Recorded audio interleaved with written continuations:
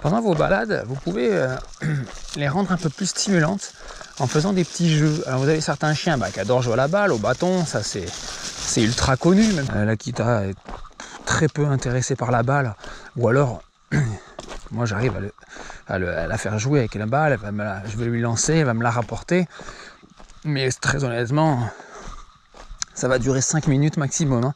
Donc là, moi ce que j'aime bien faire, c'est une des activités que je conseille vraiment. Vous pouvez faire ça n'importe où avec votre chien, c'est-à-dire que vous pouvez faire ça dans votre cuisine, vous pouvez faire ça en forêt, vous pouvez faire ça partout. Donc tout simplement, je prends 2-3 croquettes que j'ai prévues pour le trajet et on va l'amuser à renifler, à rechercher justement ces croquettes. Et ça va vraiment développer ses sens, alors ça va faire une fatigue sensorielle pendant la balade, ça va la rendre amusante. Regardez, je vais poser la croquette ici. Et je vais mettre la laisse à côté pour pas l'oublier. Moi, la croquette est là. Je vais faire un petit chemin comme ça avec la main. Il ne faut pas non plus exagérer, on est en plein air. La croquette ne sent pas très fort. Voilà. Hop, on va se mettre juste là. Si là, ici. Oui ma belle, regarde ça. Viens voir. C'est bien ici ma puce. Regarde ça, ça. Cherche ma puce. Cherche. Allez, cherche. Cherche. Où c'est là? Cherche. Cherche. Allez. Oui ma puce, c'est bien ça. C'est bien, cherche. C'est bien ma titoune. Allez, on continue. Vous voyez, ça c'est des petits exercices. C'est extrêmement rigolo pour lui, pour le chien. Donc vous voyez, j'ai posé une croquette d'1 mètre à l'autre. J'ai frotté le sol entre les deux. Et ça a permis de lui faire renifler en lui apprenant un nouveau mot. C'est ce qu'on conseille le plus aux maîtres de chiens pour renforcer leur lien justement, parce que vous avez vraiment un jeu que vous faites à deux. C'est pas comme les petits exercices éducatifs classiques. La recherche, c'est vraiment quelque chose que vous faites à deux. Vous incitez votre chien à chercher, vous l'aidez, vous le guidez. Quand il trouve, vous le félicitez. Il n'y a pas de... Vous voyez, il n'y a pas de contrainte, il n'y a pas d'obligation de résultat, j'ai envie de dire, comme quand vous demandez un assis, un coucher, c'est comme ça et c'est pas autrement. Là, vous êtes dans un rapport un petit peu gagnant tous les deux, amusant tous les deux. Le chien le ressent que c'est rigolo, le chien sent que ça vous amuse, que vous êtes vraiment content quand il a trouvé la fameuse croquette. Alors là, j'ai pris une petite croquette. Il faut savoir que la croquette, ça sent pas grand-chose. Hein. Niveau odorat, c'est très faible, surtout en plein air. Donc si vous faites ça dans votre appartement, dans la cuisine par exemple, dans le salon, vous vous amusez à en poser quelques-unes et même lui faire un petit circuit.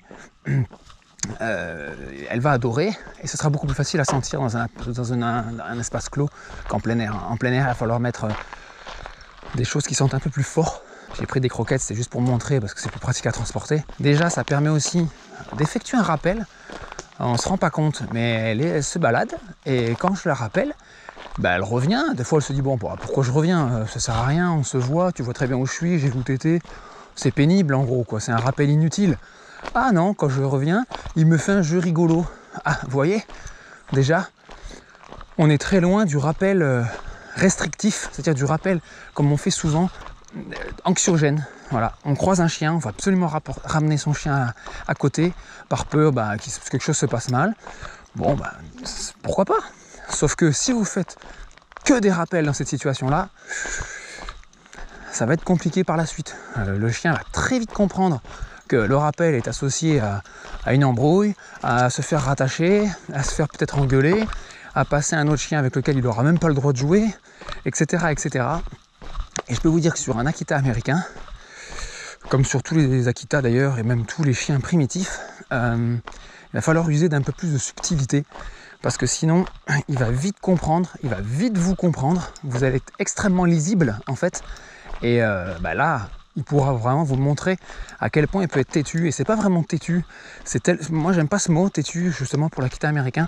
Je trouve que c'est pas le bon terme. Par contre, ce qui est sûr, c'est qu'il va chercher sans arrêt à se soustraire au commandement, du moins à essayer de vous faire craquer. Voilà. Si vous n'êtes pas constant, si vous n'êtes pas prêt à prendre du temps, si vous n'avez pas de patience, l'Akita, ça va être vraiment une race compliquée pour vous. Vous devez faire preuve de patience Vous devez faire preuve de constance et de régularité. C'est-à-dire que vous ne pouvez pas vous permettre le lundi d'accepter que le rappel soit mauvais et le mardi de lui demander un rappel parfait. Ce n'est pas possible. Vous ne devez jamais lâcher l'affaire. Je vais poser la laisse là. On va la mettre là. J'espère qu'on voit. Elle est là, la croquette. On va faire un petit chemin comme ça. Voilà. Hop, hop. Hop, hop, hop. Bon, en la frottant par terre, je viens de la casser en deux, la croquette. Donc c'est un peu foireux. Elle est là-bas, on va la rappeler. Bon, elle était juste là. Ouais, ma puce, c'est bien. Regarde ça encore. Tu vois ça là? Eh, montre-la, montre-la. Non, cherche, cherche ma puce. Allez, cherche, cherche par terre. Allez, cherche, cherche, cherche, cherche, cherche, cherche. Là, là, cherche. Oui, c'est bien ça, t'as trouvé, cherche, c'est bien, cherche. C'est bien ma titine, c'est très bien. Allez, viens, continue. Allez, continue ma puce. C'est bien. Vous voyez, je lui ai fait dans la promenade, mais 2 rappels pour l'amuser à faire un jeu. Jeu qui en plus ouvre droit à une récompense. Ça veut dire qu'elle a fait un rappel, elle a fait un petit jeu, elle a eu des croquettes. Dans sa tête, ça fait son chemin. Oh, le rappel, c'est cool. Même en forêt, même s'il me voit, même si on est dans un... comment dire, même si on a un visuel l'un sur l'autre, parce que là, si vous avez vu mes autres vidéos forêt, vous allez voir que des fois j'ai absolument plus aucun visuel, et je le fais exprès d'ailleurs, c'est ça que j'essaye de montrer dans la vidéo. Là c'est l'inverse, je la vois, donc l'Akita, ça peut paraître paradoxal, mais lorsqu'il va me voir, il va avoir encore moins envie de revenir au rappel. Parce qu'il va estimer, il va se dire, oh, pourquoi il me rappelle lui? Ça n'a aucun intérêt, mais ça n'a vraiment aucun intérêt. C'est vraiment un rappel pour m'embêter, quoi. Ce qui est vrai d'ailleurs, quand il n'y a aucune stimulation, il n'y a aucun stress, on n'a pas peur de la perdre, le chemin est complètement dégagé. On se voit, elle me regarde, on se regarde. Pourquoi il me demande de revenir à ses pieds? C'est vraiment pour montrer sa suprématie, entre guillemets. Voilà. L'Akita peut le prendre comme ça, vous voyez. Donc l'Akita suit son maître, évidemment. Elle suit, comme je vous ai expliqué dans l'autre vidéo, elle le suit, mais il ne faut pas exagérer, voilà. C'est ça que je veux dire. Dans sa tête, il ne faut pas exagérer. Tu vas pas me rappeler 35 fois dans la balade, sinon je vais me tirer, quoi. En gros, j'en ai marre, je t'écouterai plus à la 35e fois, ça suffit, quoi. Et encore, si vous arrivez à 35 fois, c'est beau. Donc vous grillez pas de cartouches inutiles quand vous êtes en promenade, si je puis dire. Estimez, c'est ce que je faisais quand elle était chiot, parce que j'ai vite compris que j'avais pas affaire à un chien de berger, j'avais pas affaire à un molosse, je le savais très bien évidemment, mais ce qui allait m'amuser, c'est les mécanismes à mettre en place dans son éducation. Et vous ne pouvez pas vous amuser, et ça ne l'amusera pas en fait, de faire une trentaine de rappels dans la balade, comme vous pouvez le faire avec un berger qui va vous coller à la jambe, vous allez lui demander assis, couché, pam, départ, repart, revient, ça, vous n'y arriverez jamais avec un Akita. Il faut vraiment se mettre ça en tête. Ce sera quasiment impossible, voire très compliqué. Je vais vous dire que là, il y a de l'odeur. Hein. Là, ça sent bon. Hein. Là, d'ailleurs, elle a le nez au sol. Plus rien ne compte, plus rien n'existe. Bah d'ailleurs, puisque plus rien ne compte, plus rien n'existe. On va en profiter pour la rappeler et lui faire un petit exercice de recherche comme tout à l'heure. Voilà. Je vais poser ça là. La petite croquette, elle est là. Là. On prépare. Oui. Je fais bien comme ça. Là.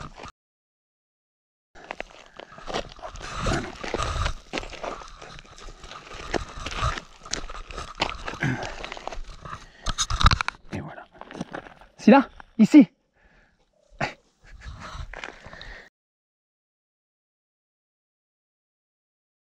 Regarde ma puce. C'est là. T'as sur le côté, viens. Viens là. On laisse passer le vélo. Et regarde. Allez, cherche ma puce. Bonjour. Cherche ma puce. Cherche là. Cherche là, là, là. Cherche là. Cherche. Cherche.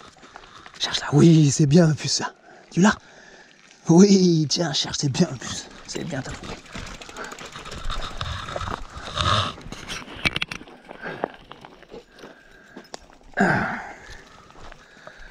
Voilà, on a fait le petit exercice. Bon, il y a un vététiste qui passe. Ah mais t'es fatigué. On va... Qu'est-ce qu'on pourrait faire? Donc vous voyez, bon, on a fait le troisième petite phase de jeu de cherche. Ah, c'est intéressant. Elle est en train de me chercher, elle n'a pas pris le bon chemin. Ah, je sais pas si on la voit. Eh oui, elle me cherche là. J'ai juste tourné là, sur 10 mètres. J'ai juste tourné là sur le chemin, elle n'a pas vu. Elle me voit pas. Je la vois à travers les herbes. Je pense pas qu'on la voit avec la caméra. Ah, elle part pas dans le bon sens. Bon alors, elle retourne. Ça y est. Elle fait chemin arrière. Elle va finir par me voir obligatoirement là. Donc elle va monter. Ah oui, mais qu'est-ce qui s'est passé? T'es perdu? T'es perdu? Eh oui. C'est le vélo qui t'a déconcentré. Vous voyez, le vélo peut croiser une personne seule en pleine forêt.